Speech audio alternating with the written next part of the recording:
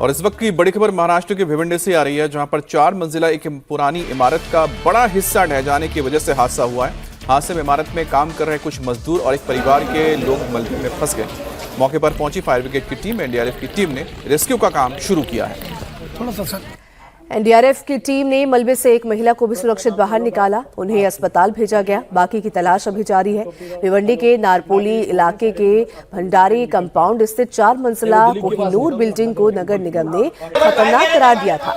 इसे category C में रखा गया था, यानी इस बिल्डिंग को खतरनाक बताते हुए खाली करने को कहा गया था। बिल्डिंग से ज्यादातर परिवार निकल गए थे, सिर्फ एक परिवार वहां था जो कुछ मरम्मत करवा रहा था। इसी दौरान बिल्डिंग का कुछ हिस्सा भरभरा कर गिर गया। इसकी चपेट में वहां मौजूद परिवार के लोग और मजदूर आ गए। सभी को बाहर निकालने का काम अब चल रहा है।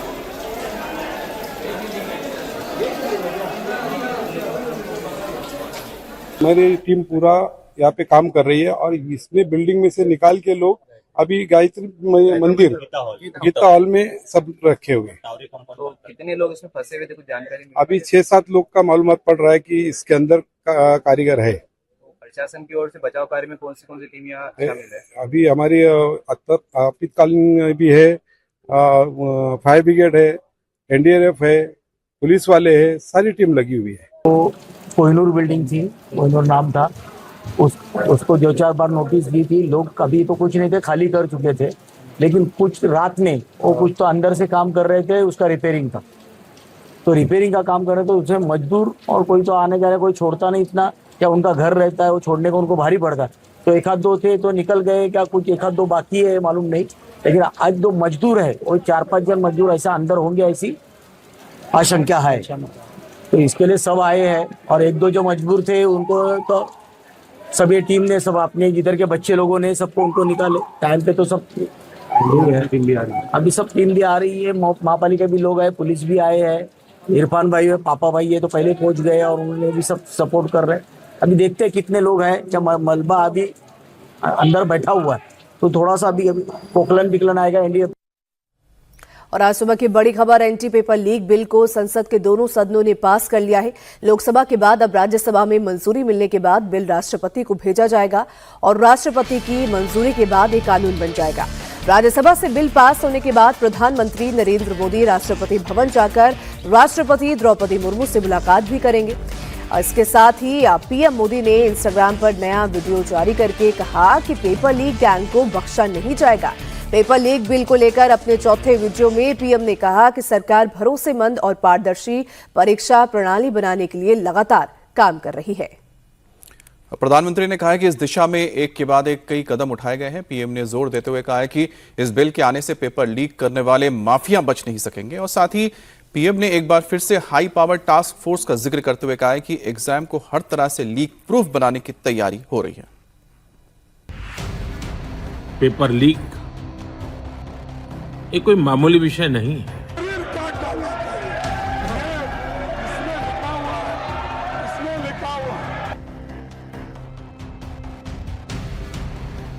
Thanks to everybody.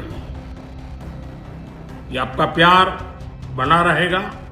Paper leak mafia अब मिट्टी में मिल जाएगा। आम के प्रश्न प्रस्ताव स्वीकृत हुआ और विधेयक पारित हुआ। पीएम मोदी ने जो वादा किया पूरा किया। आम के प्रश्न प्रस्ताव स्वीकृत हुआ और विधेयक पारित हुआ। जंतर मंतर पर प्रोटेस्ट के बीच देश के करोड़ों नौजवानों से उन्हीं के स्टाइल में संवाद करते हुए पीएम मोदी ने बताया था कि एंटी पेपर लीक बिल का मसौदा उन्हें मिल गया है। उसके बाद अगले ही दिन इसे कैबिनेट में मंजूरी मिली। सोमवार को इसे लोकसभा में पेश किया गया। मंगलवार से चर्चा शुरू हुई। बुधवार को लोकसभा से पास हुआ और एक दिन भी गंवाए बिना ये बिल राज्यसभा से भी पास हो गया। इसके बाद पीएम मोदी ने राष्ट्रपति से मुलाकात की। राष्ट्रपति को संसद से पास बिल को मंजूरी देनी होती है, जिसके बाद ये कानून की शक्ल अख्तियार करता है। इस मुलाकात के बाद पीएम मोदी ने एक बार फिर इंस्टाग्राम के जरिए छात्रों से संवाद किया। पिछले कई दशकों से हर राज्य और केंद्र सरकार इस प्रकार की पेपर लीक की परेशानी झेल रहा है। बच्चों के भविष्य को भी इसके कारण संकट पैदा हो रहा है। इन सबको ध्यान में रखते हुए देशव्यापी सभी राज्यों में भी और केंद्र में भी शिक्षा पद्धति में सुधार अनिवार्य हो गया है। टेक्नोलॉजी के भरपूर उपयोग की आवश्यकता हो गई। फिर से कोई पेपर माफिया, पेपर लीक करने वाली गैंग, देश के बच्चों के भविष्य के साथ खिलवाड़ करने वाली गैंग, उनको बख्शा नहीं जाएगा। इसलिए कठोर कानूनों की भी जरूरत है। और जैसा मैंने आपको वादा किया था, गत 2 दिन संसद के दोनों सदनों ने, अधिकतम माननीय सांसदों ने विस्तार पूर्वक उससे चर्चा की है और आज दोनों सदनों ने इस कठोर कानूनों वाले, प्रावधानों वाले इस बिल को पास कर दिया है। अब विश्वस्त परीक्षा पद्धति की दिशा में जाने में एक महत्वपूर्ण काम पूर्ण हुआ है।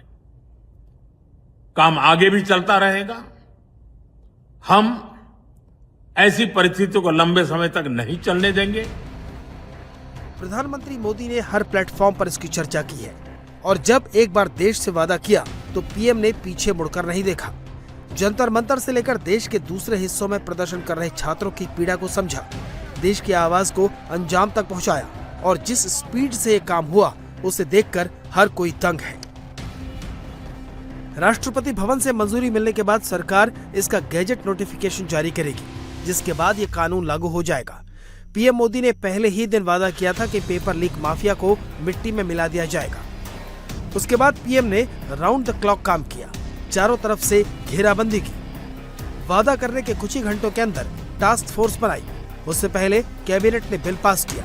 3 दिन के अंदर संसद ने इसे मंजूरी दी और अब ये बिल कानून बनने के लिए तैयार है। संसद में इस बिल को पास करवाना आसान नहीं था। पहले दिन चर्चा नहीं हो पाई। दूसरे दिन राहुल गांधी बिल पर बोलने के लिए खड़े हुए, लेकिन बिल के प्रावधानों पर एक लाइन नहीं बोली। बड़ा हंगामा खड़ा किया। राज्यसभा में भी चर्चा के दौरान जमकर बहस हुई। आखिरकार सरकार ने अपना संकल्प सिद्ध किया और बिल पास हो गया।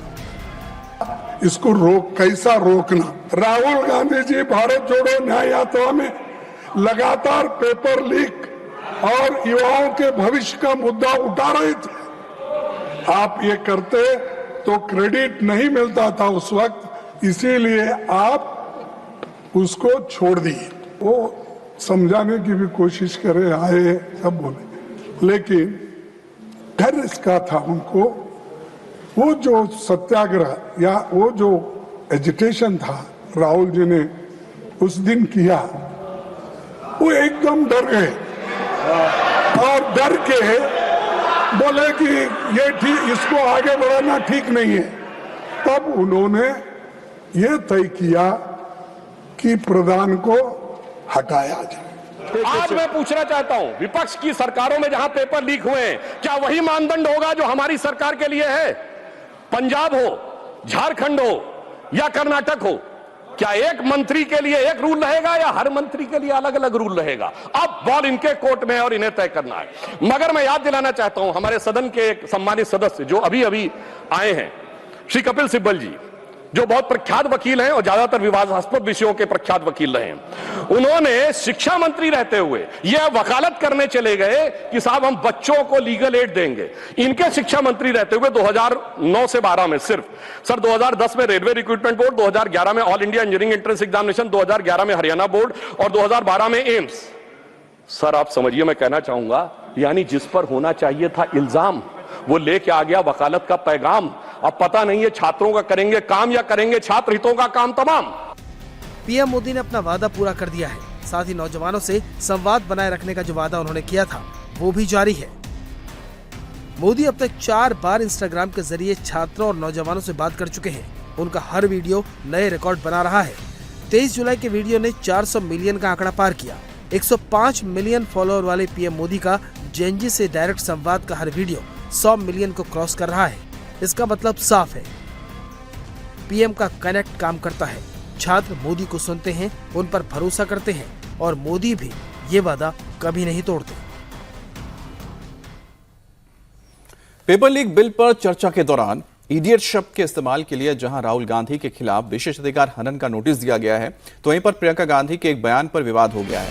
प्रियंका ने पेपर लीक पर चर्चा के दौरान गौमूत्र का जिक्र किया था। सरकार की तरफ से बनाई गई हाई पावर कमेटी के मेंबर आईआईटी मद्रास के डायरेक्टर बी कामाकोटी को गौमूत्र एक्सपर्ट बताकर उनका मजाक उड़ाया था। अब देश भर में बड़े बड़े शिक्षाविदों ने इस पर नाराजगी जाहिर की है। 215 मौजूदा और पूर्व वाइस चांसलर ने प्रियंका गांधी को लेटर लिखा है और इस लेटर में कहा गया है कि कंप्यूटर साइंस और एआई से लेकर कई एडवांस टेक्नोलॉजी में प्रोफेसर कामाकोटी ने बहुत काम किया है। दुनिया भर में उनके रिसर्च पेपर का लोहा माना जाता है और इसीलिए प्रोफेसर कामाकोटी के बारे में कमेंट करते वक्त तथ्यों और पद की गरिमा का ध्यान रखना चाहिए। वाइस चांसलर्स ने प्रियंका गांधी को लिखी चिट्ठी में कहा है कि प्रोफेसर कामाकोटी से आपके मतभेद हो सकते हैं, लेकिन उन्हें गौमूत्र विशेषज्ञ बताकर उनका मजाक उड़ाना गलत है। राज्यसभा में एंटी पेपर लीक बिल पर चर्चा के दौरान सुधांशु त्रिवेदी ने भी प्रोफेसर कामाकोटी का मजाक उड़ाने के लिए प्रियंका गांधी पर निशाना साधा। प्रधानमंत्री जी ने श्री नंदन नीलकर्णी जी के नेतृत्व में एक हाई पावर टास्क फोर्स बनाई, मगर सभापति जी मैं समझ नहीं पाता हूं हाई पावर टास्क फोर्स के सदस्यों का, विद्वान सदस्यों का उल्लेख करते हुए ये गौमूत्र कहां से बीच में आ जाता है, यानी समझ में नहीं आता है, जिसका कोई रेलेवेंस नहीं उस टॉपिक से। तो मैं बताना चाहता हूं, जिनको गौमूत्र की भी समस्या है तो मैं उन्हें बताना चाहता हूं, गौमूत्र का anti bacterial, anti fungal, medicinal value के लिए यूएस में पेटेंट है and the patent number is 6410059 और गौमूत्र का बायो एनहांसर के रूप में यूएस में साइंटिफिक पेटेंट है 6896907। मगर सर क्या करें, दिमाग में मैकाले मार्क्स का गोबर भरा हुआ है, तो उन्हें कहां से समझ में आएगा। सर अगर यह आत्मविश्वास होता जैसे प्रधानमंत्री जी ने all India institute of Ayurvedic science जो बनाया, ये 50 साल पहले बन गया होता, तो सभापति महोदय हमें हल्दी, नीम और तुलसी के पेटेंट के लिए लड़ाई नहीं करनी होती, हम आज लीडर बन के खड़े होते। मगर क्या बताएं, ये विज्ञान में पश्चिम के अंधभक्त हैं और उस अंधभक्ति की कीमत इस देश ने चुकाई, मगर प्रधानमंत्री जी ने आकर उसको एक नई राह दिखाई है। अब बात पड़ोसी देश नेपाल की, जहां इस वक्त जबरदस्त सांप्रदायिक हिंसा फैली है। इस हिंसा में अब तक 3 लोगों की मौत हो चुकी है, जबकि कई लोग घायल हैं। गुरुवार को कांवड़ यात्रा के रूट को लेकर विवाद हो गया और जिसके बाद 2 समुदाय आमने सामने आ गए। इस दौरान दर्जनों गाड़ियों में आग लगा दी गई, इमारतों को फूंक दिया गया, दुकानों मकानों में तोड़फोड़ की गई। तो वहीं हालात को देखते हुए प्रशासन ने 4 जिलों में कर्फ्यू लगा दिया। सेना ने हिंसा प्रभावित इलाकों में मोर्चा संभाल लिया है। सेना के जवान लगातार इलाकों में फ्लैग मार्च कर रहे हैं, साथ ही जमीन से लेकर आसमान तक से निगरानी की जा रही है। इस बीच पीएम बालेंद्र शाह ने लोगों से शांति की अपील की, साथ ही हिंसा के दोषियों को सख्त सजा दिलाने का भी वादा किया है।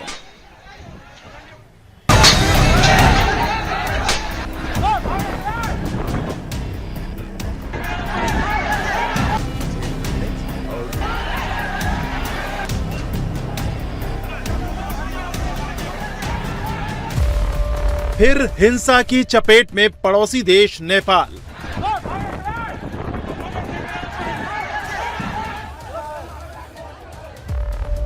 आगजनी, हिंसा, पथराव, जल रहे शहर शहर।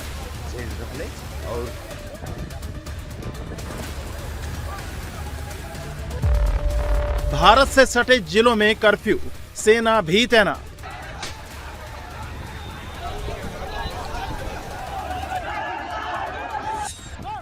पड़ोसी देश नेपाल इस वक्त जबरदस्त हिंसा की आग से झुलस रहा है।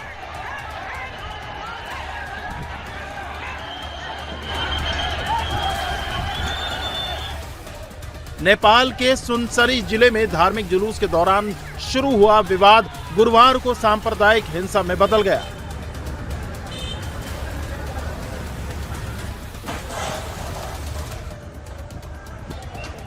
देखते ही देखते 2 समुदायों के लोग आमने सामने आ गए। कई जगह पथराव, आगजनी और तोड़फोड़ हुई।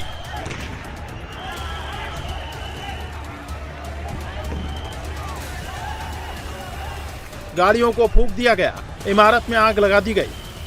सुनसरी जिले में आगजनी के बाद काले धुएं का गुबार छा गया।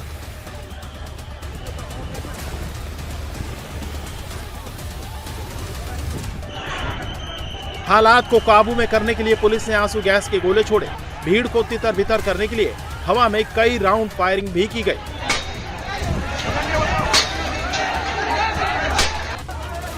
4 दिनों से जारी हिंसा में 3 लोगों की मौत हो चुकी है, जबकि दर्जनों लोग घायल हैं। इसमें कई सुरक्षा कर्मी भी शामिल हैं। इसके अलावा कई लोग पुलिस की गोलीबारी और झड़प में भी घायल हुए हैं।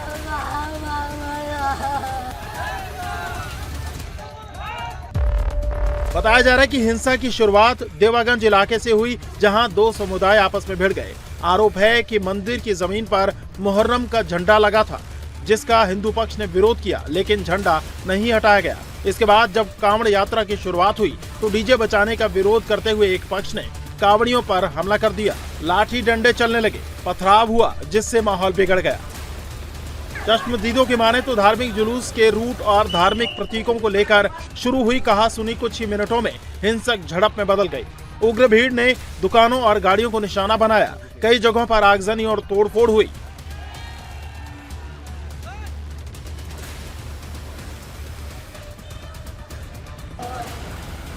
हिंसा को देखते हुए भारतीय सीमा से सटे सुनसरी, धनुषा, मोरंग और सिराहा जिलों के कई हिस्सों में कर्फ्यू लगा दिया गया।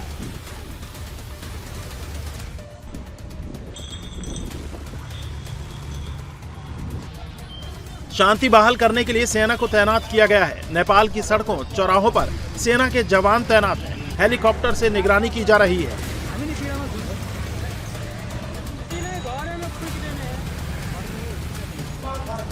सेना के जवान गलियों में फ्लैग मार्च कर रहे हैं। प्रशासन लोगों से घरों में रहने, सोशल मीडिया पर फैल रही अफवाहों से बचने और कानून व्यवस्था बनाए रखने में सहयोग की अपील कर रहा है। यदि तपाईहरुले कर्फ्यूको उल्लङ्घन गर्नुभएमा कानुनमा बमोजिम तपाईहरुलाई कारबाही गरिनेछ र सशस्त्र प्रहरी बल प्रयोग गर्न बाध्य हुनेछ। जनसमुदाय प्रशासनले कर्फ्यू जारी गरिसकेको छ। तपाईहरु आफ्नो आफ्नो घरमा बस्दिनुहोला। यदि कर्फ्यूको उल्लङ्घन गरेमा सशस्त्र प्रहरी बल प्रयोग गर्न बाध्य हुनेछ। हालात को कंट्रोल में करने के लिए नेपाल पुलिस, सशस्त्र पुलिस बल और अन्य सुरक्षा एजेंसियों की अतिरिक्त कंपनियां तैनात की गई हैं। इस बीच नेपाल के प्रधानमंत्री बालेन्द्र शाह ने हिंसा में मारे गए लोगों के प्रति संवेदना जाहिर की है। साथ ही घायलों के बेहतर इलाज के आदेश दिए हैं। नेपाल सरकार पूर्ण रूपमा गम्भीर र संवेदनशील छ। यस दुखद घटनामा परि निधन हुनुभएका हाम्रा नागरिकहरू जयप्रकाश मेहता, ओम प्रकाश मेहता र गणेश यादवप्रति म भावपूर्ण श्रद्धाञ्जली अर्पण गर्दछु। साथै शोक सन्तप्त परिवारजनहरूमा नेपाल सरकारका तर्फबाट गहिरो संवेदना व्यक्त गर्दछु। घाइतेहरूको उपचारमा कुनै पनि प्रकारको कमी वा ढिलाइ हुन नदिन सम्बन्धित स्वास्थ्य निकायहरूलाई स्पष्ट निर्देशन दिइसकिएको छ। इसके साथ ही प्रधानमंत्री बालेन्द्र शाह ने लोगों से शांति और सद्भाव बनाए रखने की अपील की है। बालेन्द्र शाह ने कहा कि लोग अफवाहों से बचें। साथ ही उन्होंने भरोसा दिया कि दोषियों पर कड़ी कार्रवाई की जाएगी। घटना भए लगत्तै सबै सुरक्षा निकायहरूले तत्काल घटनास्थलमा पुगेर परिस्थितिलाई सामान्य बनाउने, थप अप्रिय घटना हुन नदिने र शान्ति सुरक्षा कायम गर्ने प्रयास निरन्तर गरिरहेका छन्। घटनाको निष्पक्ष छानबिन गरी दोषीलाई कडा कानुनी कारबाही गर्न गृह मन्त्रालयले छानबिन समिति गठन गरिसकेको छ। म सबैमा विश्वास दिलाउन चाहन्छु कि यो छानबिन पूर्ण रूपमा निष्पक्ष र पारदर्शी हुनेछ। घटनामा संलग्न दोषी जो कोही भए पनि कानुनी दायरामा ल्याउन सरकार प्रतिबद्ध छ। नेपाल में फैली सांप्रदायिक हिंसा के बाद भारत नेपाल बॉर्डर को पूरी तरह से बंद कर दिया गया है। एसएसबी और बिहार पुलिस को भी हाई अलर्ट पर रखा गया है। यूपी के देवरिया में भीमराव अंबेडकर की प्रतिमा रखने को लेकर विवाद में जमकर बवाल देखने को मिला है। पुलिस की टीम अब अवैध तरीके से जमीन पर रखी गई प्रतिमा को हटाने पहुंची तो ग्रामीणों ने पथराव कर दिया।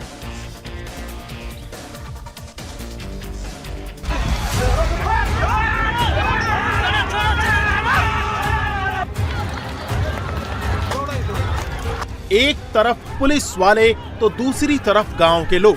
ऐसा लग रहा है मानो जंग छिड़ी है। दोनों तरफ से पत्थर फेंके जा रहे हैं।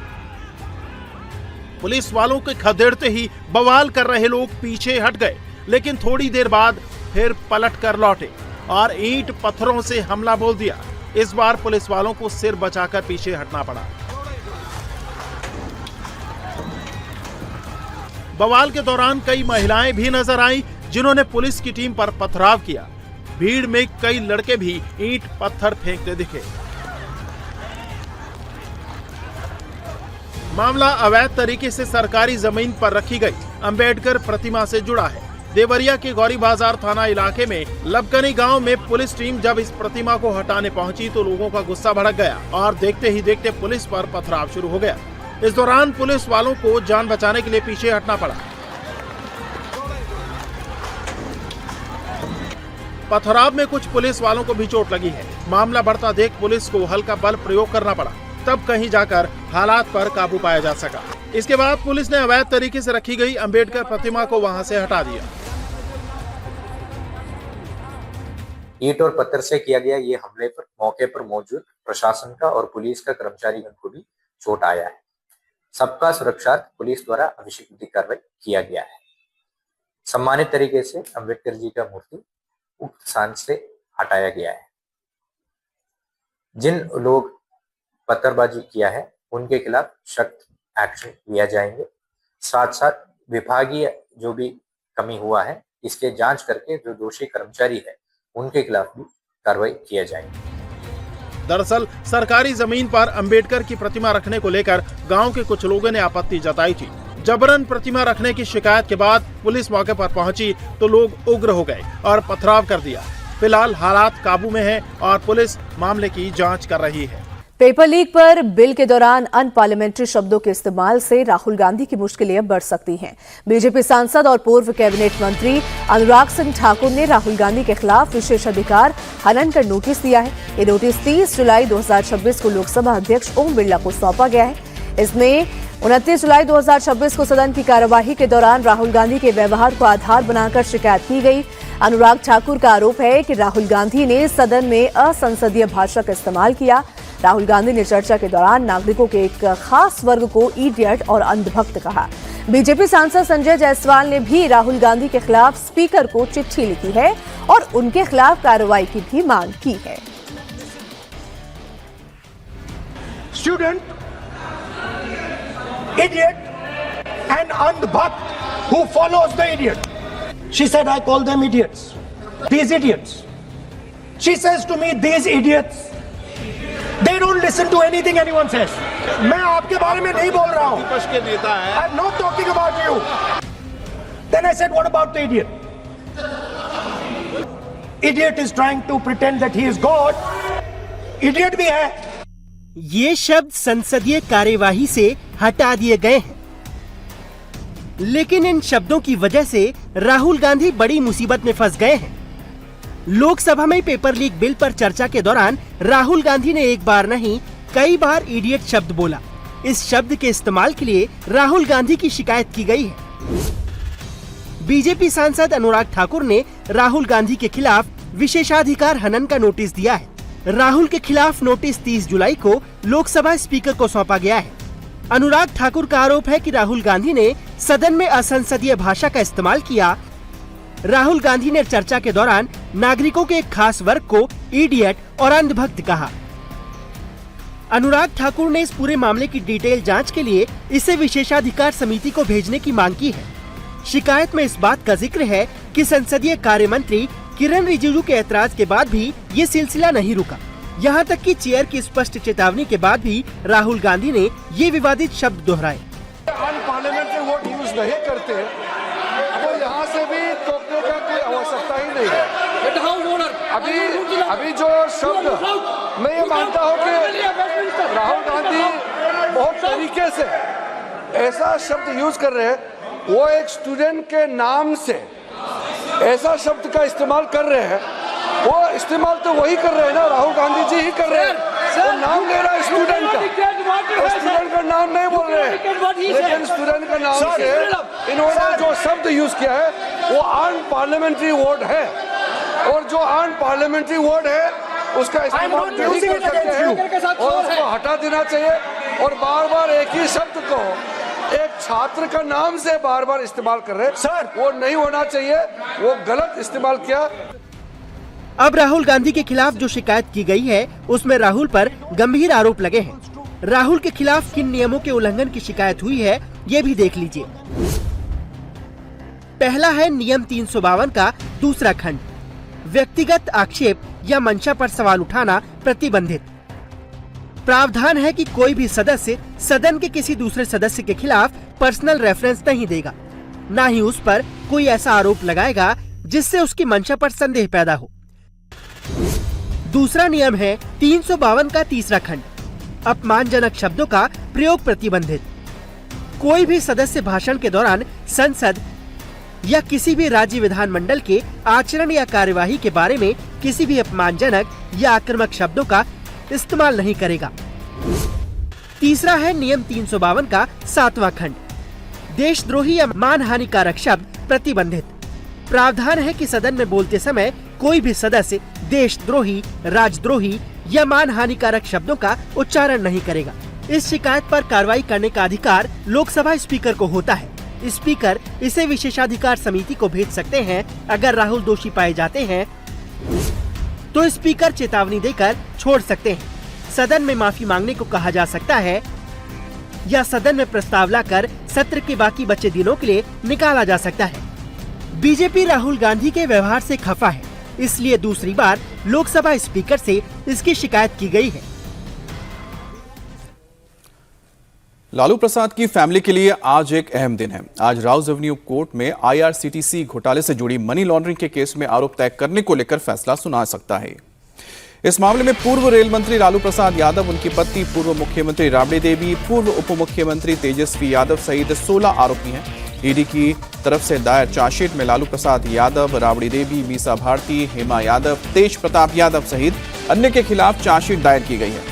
अब चार्जशीट में लालू यादव के अलावा उनकी पत्नी और बिहार की पूर्व मुख्यमंत्री राबड़ी देवी, उनके बेटे और पूर्व उप मुख्यमंत्री तेजस्वी यादव, तेज प्रताप यादव, मीसा भारती और हेमा यादव को मुख्य रूप से नामजद आरोपी बनाया गया है।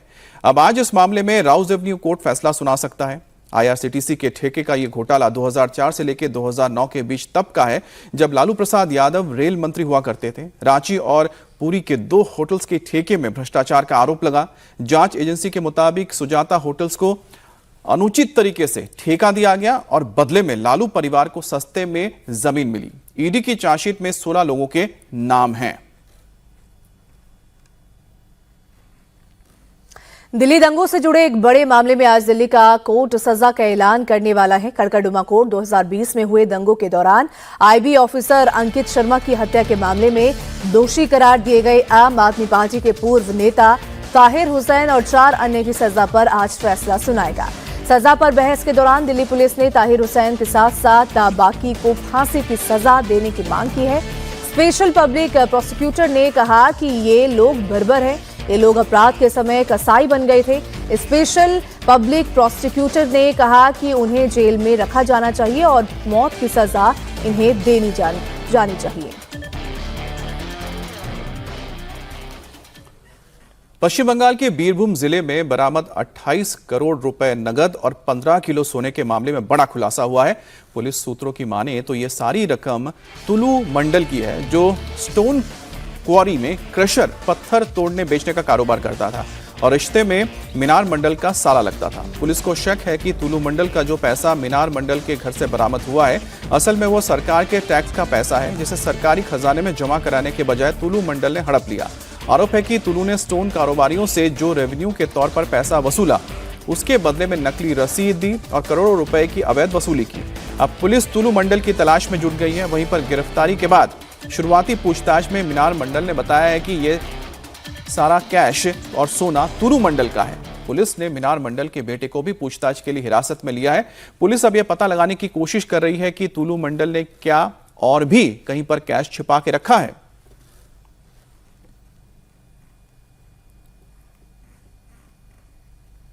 वहीं इससे पहले बंगाल पुलिस ने एक चोर से मिले सुराग के बाद बीरभूम में मोहम्मद मीनार मंडल नाम के शख्स के घर पर रेड की। छापेमारी के दौरान पुलिस को घर के अंदर 4 अलमारियों से भारी मात्रा में कैश मिला। नोटों से भरे 25 बैग रखे थे और एक अलमारी के ऊपर हिस्से में नोटों की दर्जनों बंडल ठूस कर रखे गए थे। इसके साथ ही अलमारी के पीछे कोने में गंदा सा थैला भी रखा था। जब थैले को खोलकर देखा गया तो पुलिस वाले चौंक गए थे। थैले में सोना भरा था और सोने के 1-1 किलो की ईंटें थीं। कुल 14 गोल्ड बार थैले से निकले। सोने की ईंटों के नीचे कुछ छोटे छोटे सोने के बिस्किट भी मिले। उनकी गिनती हुई तो 100 ग्राम के 10 गोल्ड बिस्किट मिले। कुल मिलाकर 15 किलो 24 कैरेट गोल्ड बरामद हुआ है। इसकी कीमत करीब 21 करोड़ 50 लाख रुपए है। ने सर्च और सीजर किया था। उस सर्च और सीजर में लगभग 28.5 करोड़ 47 हजार रुपया कैश सीजर हुआ है और उसके साथ ही 15 किलो सोना गोल्ड सीजर हुआ है और उसके साथ कुछ और संदिग्ध कागजात जब्त हुए हैं और एक आदमी को अरेस्ट किया है जिनका नाम है मोहम्मद मीनार मंडल। सर आज तो कोर्ट में पेशी भी हुई उनका? हाँ, कोर्ट में पेशी हुआ था और माननीय कोर्ट ने पुलिस कस्टडी दिया है और 8 दिन का पुलिस कस्टडी मिला है। इस केस में बाकी का इन्वेस्टिगेशन चल रहा है। Thank you. क्या क्या सेक्शन दिया गया है sir? Section apart from criminal conspiracy, criminal breach of trust, cheating, fraud, we have applied the 111 BNS which speaks about commission of organized crime by the syndicate groups. Thank you. Sir ये मीनार मंडल जो है और इसके साथ टुल्लू मंडल, इसका संबंध क्या है सर? मीनार मंडल ने बताया है कि वो टुल्लू मंडल के जीजा लगते हैं रिश्ते में। अच्छा। और उनके साथ उनका इस तरह का और सिंडिकेट ग्रुप के वो मेंबर हैं, ये उनका रिलेशन आया। Thank you. अब तुलू मंडल उर्फ मोहम्मद नजीबुद्दीन बीरभूम के सिउड़ी इलाके का रहने वाला है। साल 2000 में होम ट्यूटर का काम करता था। बाद में स्टोन सप्लायर का काम शुरू कर दिया। स्टोन क्वारी में क्रशर पत्थर तोड़ने बेचने का काम करता था। कुछ साल बाद टीएमसी नेता अनुव्रत मंडल के संपर्क में आ गया, जिसके बाद अनुव्रत मंडल की मदद से करोड़ों रुपए की कमाई की। पुलिस सूत्रों की माने तो तुल्लू मंडल ने बड़े पैमाने पर सरकारी पैसों की चोरी भी की है। जब बंगाल में ममता बनर्जी की सरकार थी तब बीरभूम से माइनिंग के रेवेन्यू के तौर पर हर रोज 19 लाख रुपए जमा होते थे, लेकिन बंगाल में सरकार बदलने के बाद अकेले बीरभूम से रोज माइनिंग रेवेन्यू के तौर पर 83 करोड़ रुपए सरकारी खजाने में जमा हो रहे हैं। इसका मतलब है कि मई 2026 से पहले तुल्लू मंडल 99% से ज्यादा रेवेन्यू अपनी जेब में डालता था। सरकारी खजाने में सिर्फ 0.25% पैसा जमा कराता था।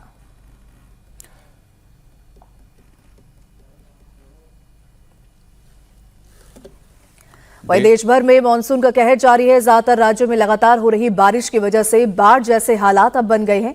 निचले इलाके पूरी तरीके से डूब गए और लोगों को परेशानी का सामना करना पड़ रहा है। इस बीच आज भी मौसम विभाग ने 19 राज्यों की बारिश का अलर्ट जारी किया। आईएमडी के मुताबिक आज 19 राज्यों में बहुत तेज बारिश की आशंका है। ऐसे में लोगों को सावधान रहने की सलाह दी गई है। तो वहीं गुजरात और ओडिशा के तो कई जिलों में बारिश का रेड अलर्ट जारी है, जहां आज गुजरात के कई जिलों में स्कूल बंद कर दिए गए। इसके अलावा हिमाचल प्रदेश, उत्तराखंड, पंजाब, दिल्ली एनसीआर से लेकर बिहार तक अलर्ट है। पानी आ गया भैया ऊपर से। अरे पानी आ गया, भागो, अरे भागो भागो भागो सब भागो, पानी आ गया। अरे लंगर छोड़ दो, भागो सब। आफत आसमानी, हर तरफ सिर्फ पानी ही पानी।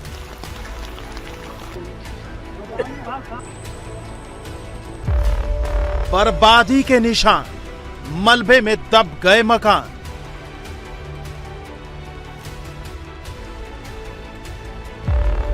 पहाड़ पर बादल फाड़ बर्बादी, सैलाब से तबाही।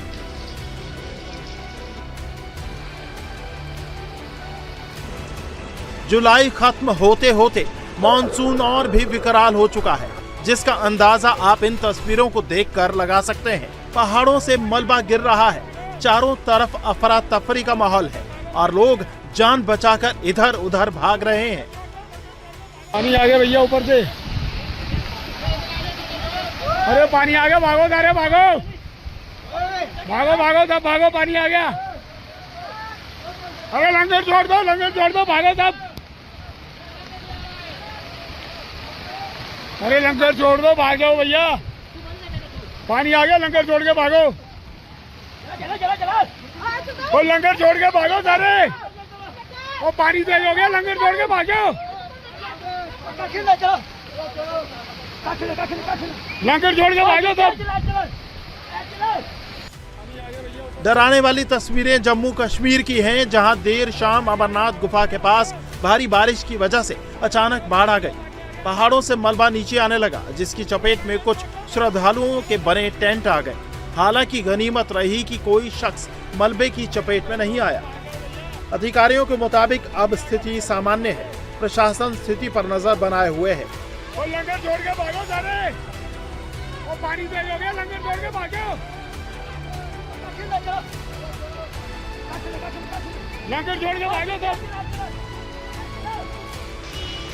कुपवाड़ा में भी बारिश का दौर जारी है, तो भारी बारिश की वजह से जम्मू से श्रीनगर जाने वाले NH-44 हाईवे को कई जगहों पर काफी नुकसान पहुंचा है। प्रशासन लोगों से लगातार अपील कर रहा है कि किसी भी परेशानी से बचने के लिए 31 जुलाई को यात्रा ना करें, क्योंकि मौसम विभाग ने कश्मीर घाटी, खास तौर पर दक्षिण कश्मीर में 2 अगस्त तक भारी बारिश का अलर्ट जारी किया है और मौसम ठीक नहीं होने तक लोगों को अलर्ट वाले इलाकों से दूर रहने की अपील की गई है।